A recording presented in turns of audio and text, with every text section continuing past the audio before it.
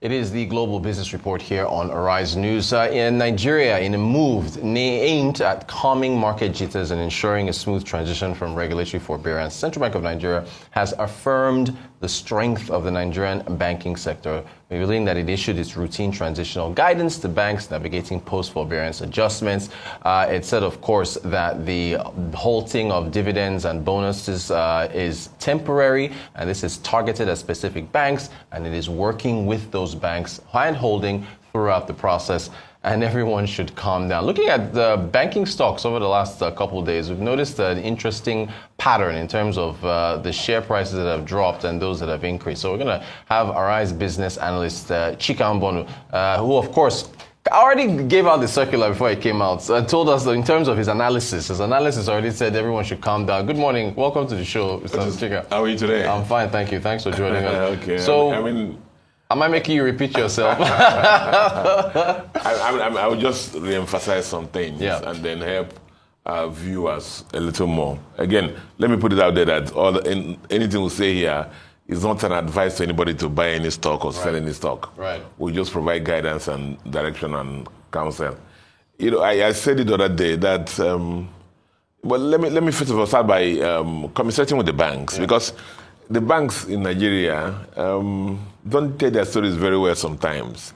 They are always a punching bag for, when things don't go well in the economy.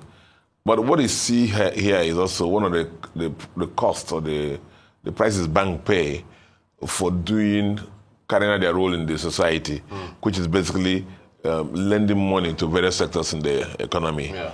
And they take deposits from people and then lend to those who need that. And in giving those deposits, they pay a lot of prices. Right. Because a lot of the loans they give out go bad. And if you look through the history of banks in Nigeria, every high point of economic development in Nigeria, the banks have also always participated. Right. And a lot of them have burned their fingers doing that because they lose a lot of profit now. So when I did this the other day, when I thought about this circular, and I said, I thank God, I thank Central Bank for coming out to talk about this also. Everybody should calm down. That's not unusual in what is happening. I mean, there was a forbearance program that was supposed to have expired December 31st, 2024, and CBN extended it graciously to June 30th, 2025. And a lot of the banks actually knew that it was going to end. And those who had a wherewithal, actually, we know two of the banks now, GT and Stanbic. Yeah. I can make all the names. And I remember last time I didn't want to call anybody because CBN didn't call anybody's name. Right. But I mean, it's all out there now. We are more prudent than some other banks, and then took the heat and provided for all the loans. Now some others stretch it out. Now. And they're going to do, as I said here the other day, I said a lot of them they're going to work in their boardrooms, in their CFO room, chief financial officers, and try to look at the books and do the right things to make sure that this happens. For Nigeria, we have performing the loans are graded into stage 1, stage 2, and stage 3. Yeah. Performing loans, stage 1, underperforming loans, stage 2. And the last one is non-performing loans. And there are different levels for provisions. And these things are already known. And the names are known also. The report even publish the names of the customers that are known. What I can tell to all those who are worried is, I just leave them with one proverb that it says that no amount of running stomach will make an elephant become a rat. Yeah, I like that. Okay? No amount of running stomach will make an elephant become a rat. Yeah.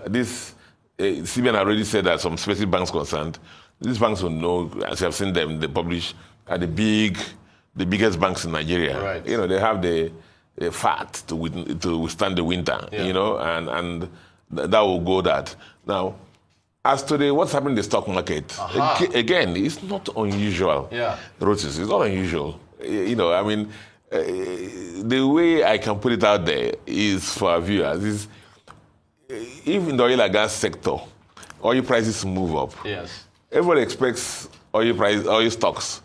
If oil prices move from, like this with this Iraq thing happening, thing happening now, oil stocks are moving up, but they're going to move up, especially internationally. You know, if a pharmaceutical company discover a drug that you drink and it cures cancer, the prices are going to move up. So the temporary thing that's happening is, people are saying, they may not pay dividend. So we will not have dividend by half year, especially those who pay half year, and maybe lower dividend by end of the year. So if dividends are motivation for investing, maybe we should drop our stocks now. Rational behavior, you know. But if they teach you stocks buying and selling also, they will tell you not to respond to one-off incidents. Right. You don't panic because of one-off incidents, unless there's a systemic thing that you know that fundamentally changes the nature of the shares, the company that has the shares you're holding. And that's not happening here in the system. CBN has come out to say that all the banks are solid. And I know that the banks are solid.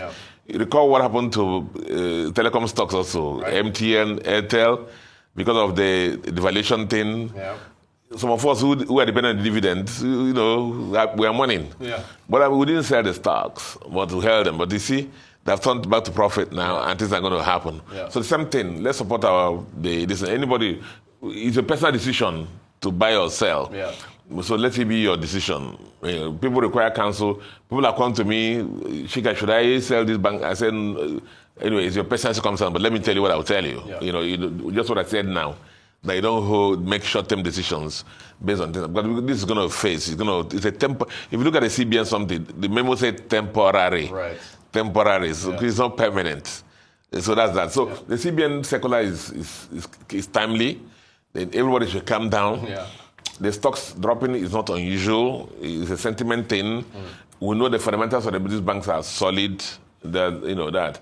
And the Central Bank is saying, as we move into the new, with the recapitalization program, we want to make sure that every it's like you're when the opportunity of moving to a new house, Rotus, especially when things happen to you, you try to clear all the cobwebs in your house. Of course. And that's what CBN is trying to do. That as we're moving to the new, let's just make sure we sort out all these forbearances, provide for any loans providable, and then move into the new. But as I said before, no amount of running stomach. We'll turn an elephant. I think that should be our YouTube caption. We'll turn an elephant into a rat. The banks are solid, they're big, they're solid, and the system is working as it should. As it should. Arise Business Analyst Chika Mbonu, thank you for adding calming the nerves this morning for our viewers. We appreciate your time as always.